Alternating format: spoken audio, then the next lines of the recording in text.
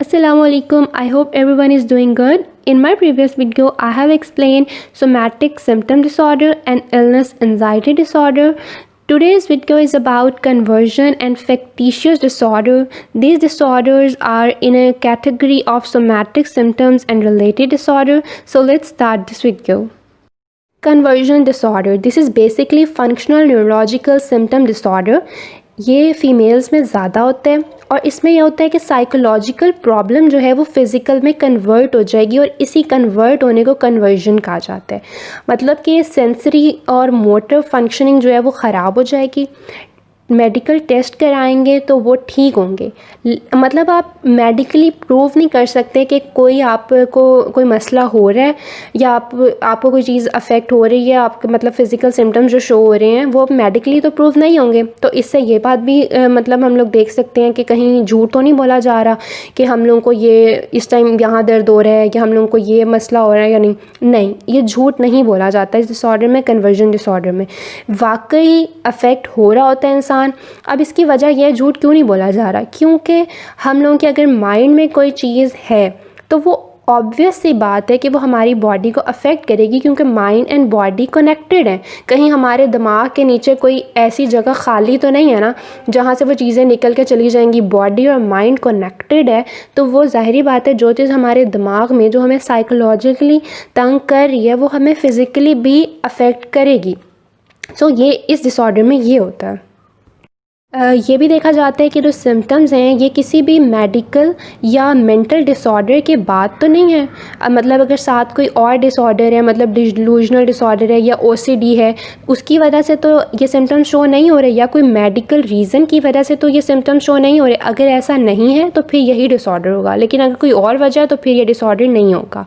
और ये देखा जाता है कि ये सिम्टम्स जो हैं ये आपकी इम्पॉर्टेंट एरियाज़ की फंक्शनिंग को ज़रूर डिस्टर्ब करें, मतलब आपकी डेली फंक्शनिंग को जो है ये इम्पेयर्ड करेगी। तो फिर कन्वर्जन डिसऑर्डर है, अगर ऊपर वाला क्राइटेरिया भी पूरा करता है और ये वाला भी। तो फिर फैक्टिशियस डिसऑर्डर, इस डिसऑर्डर में झूठ बोला जाता है अपने सिम्टम्स के बारे में।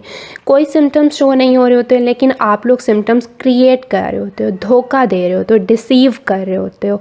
ठीक है, एज्यूम द सिक रोल, मतलब आप एक सिक रोल प्ले कर रहे हो, अपने आप को बीमार दिखा रहे हो लोगों के सामने। उसमें आप सिम्टम्स भी क्रिएट कर रहे हो, तो आप बता रहे हो तो मुझे ये हो रहा है, ये हो रहा है, ये हो रहा है, सारे सिम्टम्स आप बता रहे हो कि मुझे हाँ ये डिसऑर्डर हो गया या ये मसला हो रहा है, लेकिन आपको असल में कोई प्रॉब्लम नहीं होगा। डिसीव कर रहे होगे आप लोगों को। और अब उसके पीछे आपकी रीज़न क्या होगी, आपका कोई ज़रूर मकसद होगा और आपको मिल भी रहा होगा, आपको कोई उसके पीछे रिवॉर्ड मिल रहा है। अगर आप बीमारी शो कर रहे हो कि मुझे ये बीमारी है, तो आपको आराम मिल रहा है, आपको चीज़ों से छुटकारा मिल रहा है, तो आप ज़रूर करोगे कि हाँ मैं बीमार हूँ, या आप लोग क्रिएट करोगे सिम्टम्स ताकि आपको कोई फ़ायदा मिल सके। अब ये जो बिहेवियर है ये किसी भी मेडिकल डिसऑर्डर या मेंटल डिसऑर्डर की वजह से नहीं होना चाहिए, मतलब किसी डिलूजनल डिसऑर्डर की वजह से, साइकोटिक डिसऑर्डर की वजह से ना हो, और किसी भी मेडिकल डिसऑर्डर या मेडिकल कंडीशन की वजह से भी नहीं होना चाहिए। इसमें भी दो तरह की टाइप्स हैं, एक है factitious disorder impose on self और दूसरी है factitious disorder impose on others.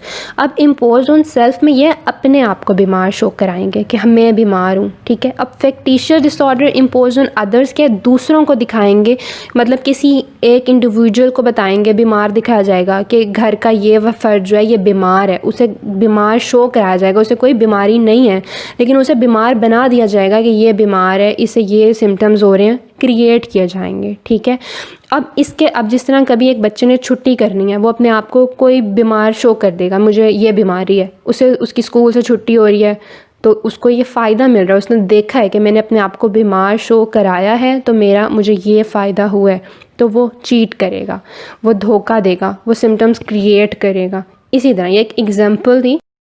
इन सब डिसऑर्डर की अलग अलग कॉजेज़ हैं। अब जैसे सोमैटिक सिम्टम डिसऑर्डर में आपका मकसद क्या हो सकता है, सिंपैथी और अटेंशन सीख करना। ठीक है, आपने कोई हमदर्दी लेनी है किसी से या अटेंशन गेन करना चाह रहे हो तो आपका ये कॉज भी हो सकता है।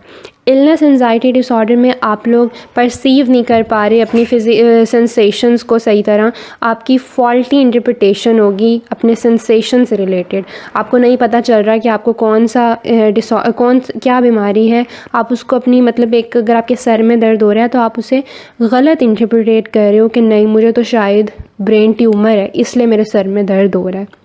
ठीक है, ये मतलब आप बड़ी से बड़ी बीमारी के बारे में सोचने लग जाओगे।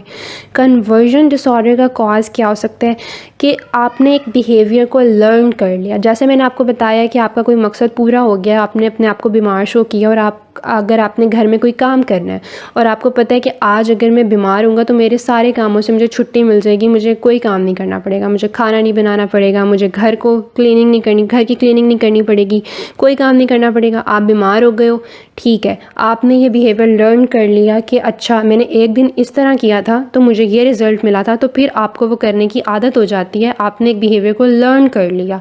तो इस वजह से भी ये कन्वर्जन डिसऑर्डर या फैक्टिशियस डिसऑर्डर जो है वो ये उसकी रीज़न्स ये होती हैं।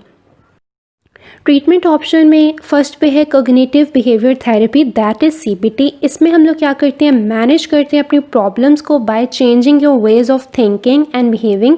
For example negative thoughts and beliefs, अपने नेगेटिव कॉग्निशंस को चेंज करते हैं, पॉजिटिव थिंकिंग लाएंगे।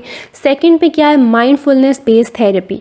इसमें क्या होता है कि अवेयरनेस लाई जाती है, आप लोग डायरेक्टली जो एक्सपीरियंस कर रहे हो उनमें मतलब आप अवेयर हो अपने इमोशन से, अपनी थिंकिंग से, अपनी फीलिंग से, तो ये होता है कि आप एक बंदा माइंडफुल है।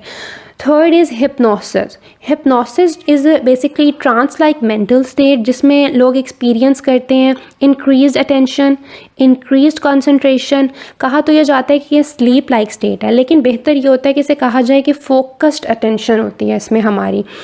फिर उसके बाद हम देखते हैं कि direct confrontation is not recommended. आप किसी को डायरेक्ट जाके ये नहीं कह दोगे कि तुम तो इस डिसऑर्डर में झूठ बोल रहे हो, ऐसा तो होता ही नहीं है, इस तरह नहीं हो सकता। आप डायरेक्ट जाके किसी को कन्फ्रंट नहीं कर सकते कि तुम गलत हो या ये डिसऑर्डर इस तरह नहीं होता या इसमें तो इस तरह नहीं होता, आप लोग सिम्टम्स कैसे बता रहे हो, आपको रियल में कैसे हो गया, अगर कोई मसला है तो आपको सर में दर्द हो रहा है, अच्छा झूठ बोल रहे हो, लाइक ये नहीं होता। वाकई क्या पता उसे वो अफेक्ट हो रहा हो इन चीज़ों से, उसके जो फिज़िकल सिम्टम्स हैं वो उसको साइकोलॉजिकली डिस्टर्ब कर रहे हों, तो कभी भी डायरेक्ट कन्फ्रंटेशन नहीं करनी चाहिए। फिर बिहेवियरल इंटरवेंशंस हैं, उन पे फोकस करना चाहिए। बिहेवियरल इंटरवेंशंस जो हैं वो रिवॉर्ड करती हैं गुड बिहेवियर को, ठीक है, जिससे क्या होता है आपकी सेल्फ इस्टीम बढ़ती है, आपको इन्हांस करना चाहिए अपने इमोशंस को और कोपिंग स्किल्स को कि आप लोग कोप अप कैसे कर सकते हो। Thanks for watching. I hope आप लोगों को somatic symptoms and related disorders की समझ आ गई होगी। अगर किसी पॉइंट की समझ नहीं आई या कोई एम्बिगिटी है तो कमेंट सेक्शंस में आप लोग कमेंट कर सकते हैं। And if you like this video please hit the like button and do subscribe to my channel. Thank you. अल्लाह हाफिज़।